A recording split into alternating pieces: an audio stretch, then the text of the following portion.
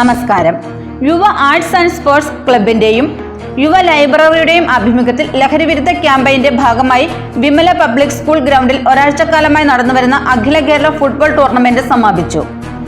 Club president K സിബിയുടെ അധ്യക്ഷതയിൽ നടന്ന ചടങ്ങ് കീരമ്പാറ ഗ്രാമപഞ്ചായത്ത് പ്രസിഡന്റ് ഗോപി മുട്ടത്ത് ഉദ്ഘാടനം ചെയ്തു. Santosh trophy assistant coach Vinu വിസ്കറിയെ ആദരിച്ചു. കോച്ചിംഗ് ക്യാമ്പിലെ കുട്ടികൾക്കുള്ള ജേഴ്സി വിതരണം ഫിലോമിന ടീച്ചറും സമ്മാന കൂപ്പൺ നറുക്കെടുപ്പ് കുട്ടമ്പുഴ റേഞ്ച് ഓഫീസർ സഞ്ജീവ് കുമാറും നിർവഹിച്ചു.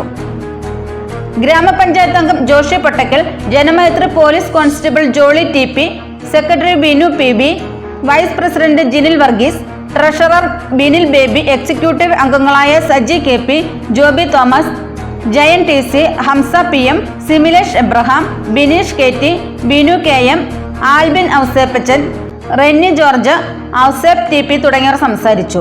വാശിയേറിയ ഫൈനൽ പോരാട്ടത്തിൽ സ്റ്റാലിൻ FC തങ്കളത്തെ പരാജയപ്പെടുത്തി ബേസ് കോതമംഗലം ജേതാക്കളായി.